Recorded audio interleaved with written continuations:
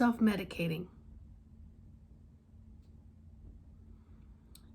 There's usually two things you'll think of if someone else is self-medicating or if you're self-medicating, and that's usually alcohol, drugs.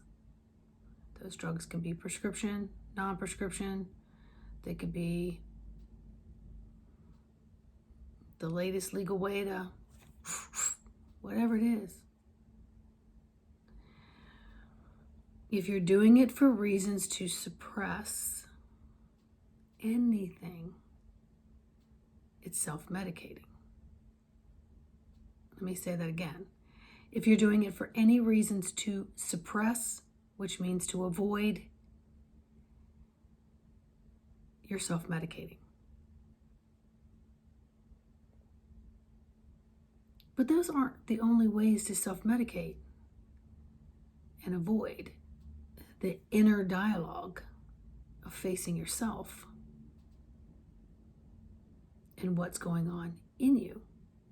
We have a tendency to go into denial, self-medicate, by avoiding in ways of many things. Overeating, undereating. Too much meditation, too little meditation.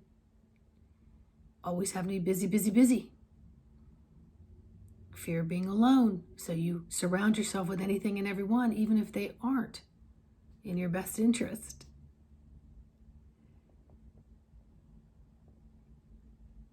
It's a surefire way to understand that you're imbalanced. Things are not in harmony in the universe, your universe.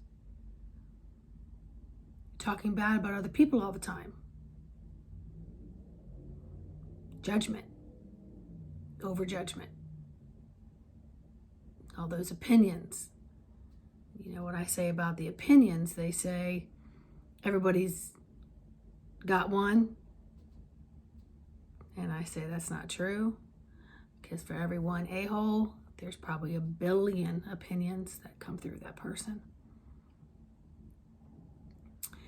And this goes with relationships, but the main thing about the self-medicating is the relationship with yourself and the underlying reasons why you're playing in this game of control, which is out of control, and then all the self-medicating that you're doing. You're not listening with your inner ears to what's happening in the dialogue within yourself, and you're not listening to the outer ears around you. Because you don't want to get into that hurt, that trauma that is all in there and can be very obvious to those around you. And right now, what we're experiencing is this energy influx and movement that doesn't feel familiar.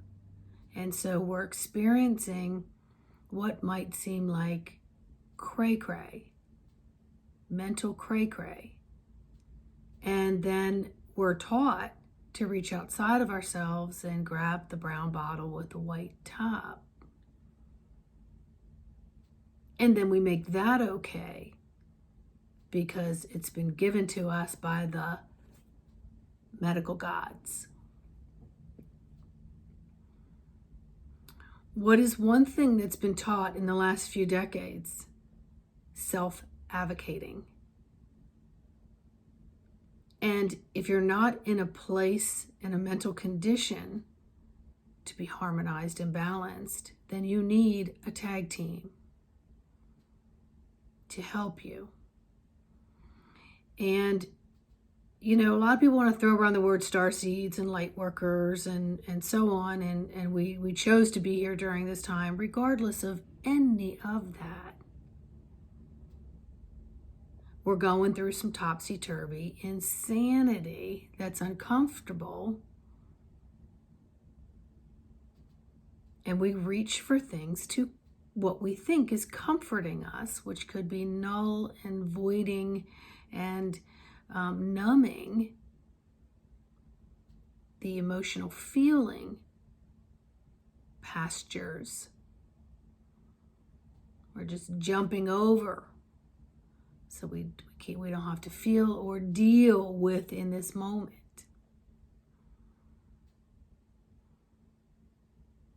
And if you're going through any of that or know others who are, you don't need to poke the speck in their eye, so to speak. If you know them well enough, you may want to have that conversation, but then you may want to have the conversation with yourself of, where am I trying to control things? Where am I trying to avoid things?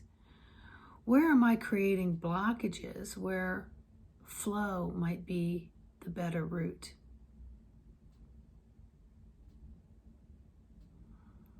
So when we work on ourselves, we work on the collective, especially the ones closest to us. Change occurs from within. So we work with our thoughts before they create anything else. And then with the emotions that come up that bring up thought and feelings and all kinds of things, we work with those too. The biggest web that gets caught with all the debris is going to be your emotional body. Had a conversation with a couple women by accident the other day about how much we body shame ourselves. And we realize that we've lived many decades doing just that, and then we throw that body shaming also on others with our judgment and our opinions. And sometimes we think if we're throwing more, we're getting it off of us, but that's a form of self-medicating. You're avoiding yourself. You're not allowing the raw nerves to be exposed so that you can work with the core of the inner God's vein within yourself.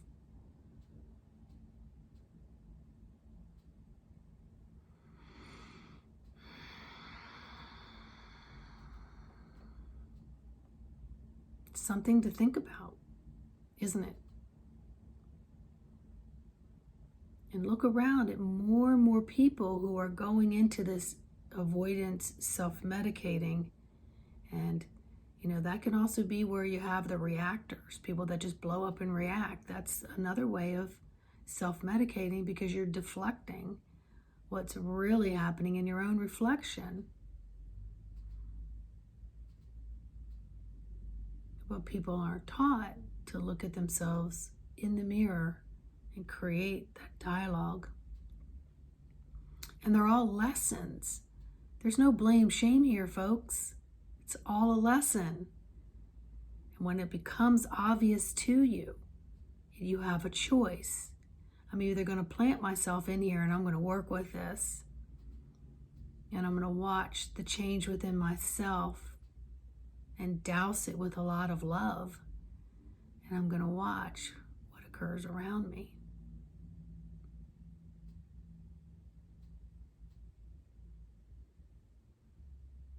It's not about fixing anything. It's about harmonizing within the lessons that you're here to learn or that have come across your path, these obstacles that you may not have seen until now, or you weren't ready to actually see them. If I can be of any assistance, my website's always in the descriptions. And